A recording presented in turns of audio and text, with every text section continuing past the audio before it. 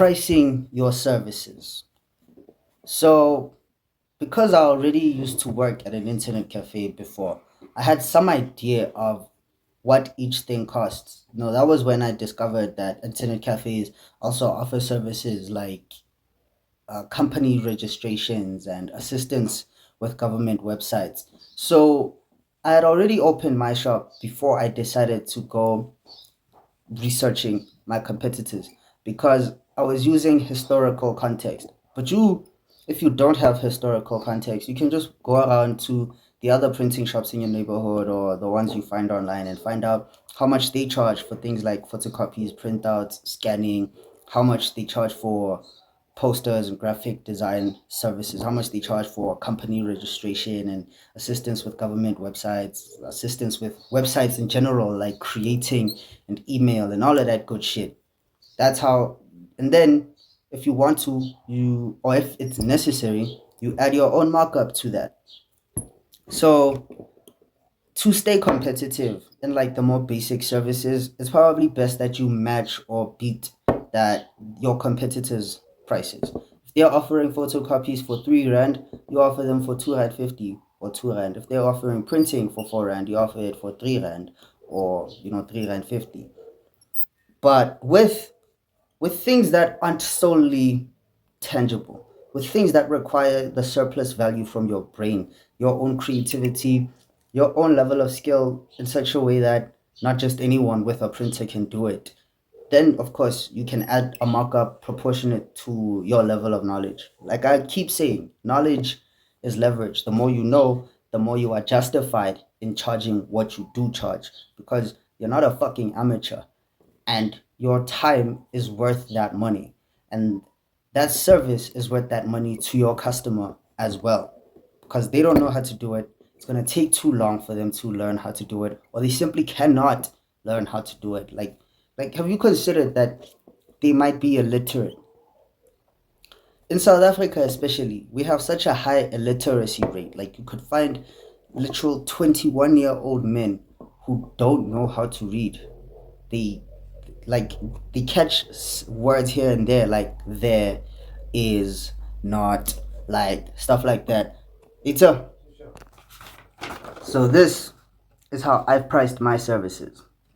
I have two tiers of prices. One for just regular prices, and then this one, though it says student prices, is specifically for schoolwork. If the person is a student but they're not here to do schoolwork, then I charge them regular prices.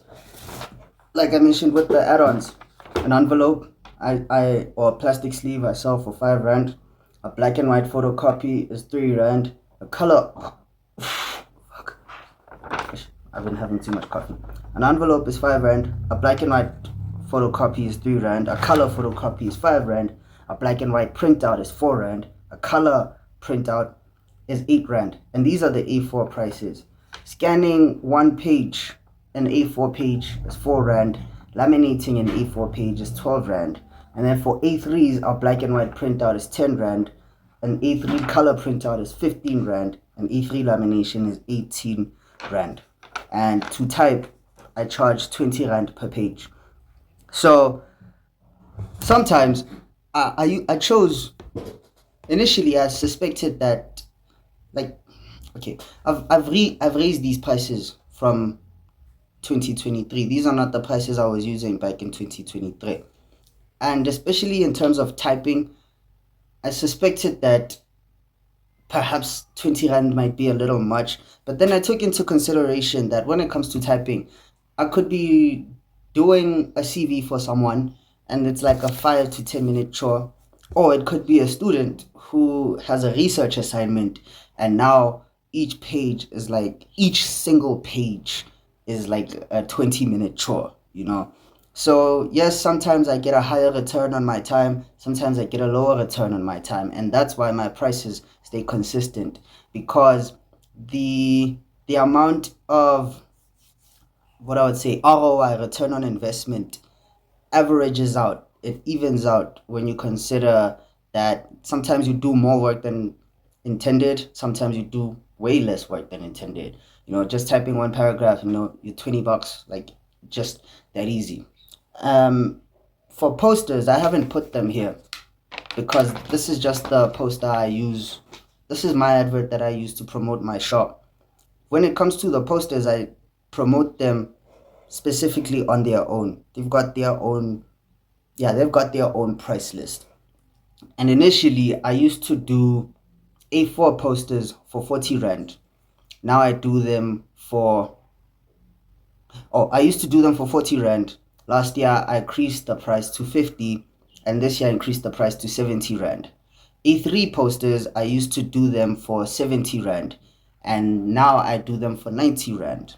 When it comes to A1 posters, I used to do them for, I think, two, oh yeah, 250 initially, and then last year I increased the price to 270, and this year I increased the price to 290. So in my earlier days when I didn't have the A3 printer, I would I used to add a 30 Rand markup. 30 or 40 Rand, because I was working with two other printing shops that were already established for years before me. One charged 30 Rand for an A3 laminated color poster, and I kept the 40 Rand as my own design fee.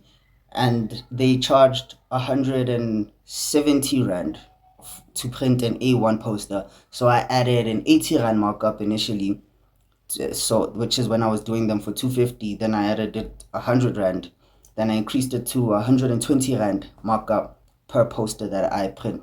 And now here's another even like dope high leverage thing about this. It's like for some people, they don't just order one poster. Some people don't just order one poster.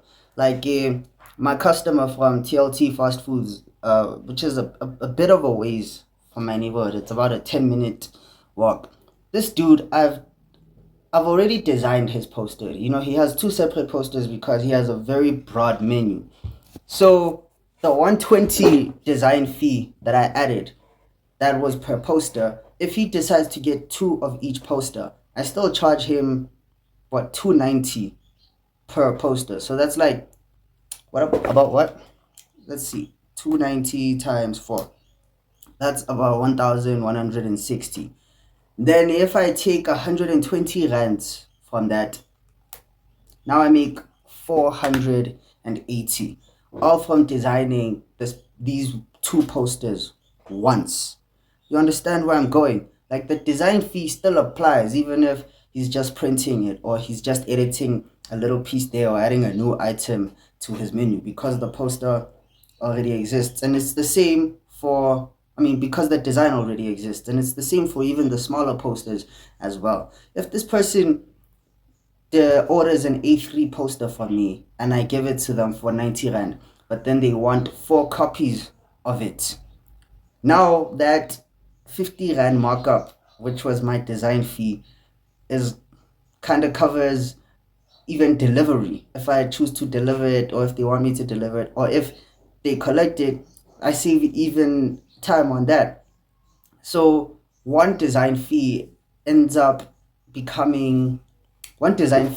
markup of 50 Rand ends up adding up to about 200 Rand, just because this one person wanted the same poster 4 times or however many times.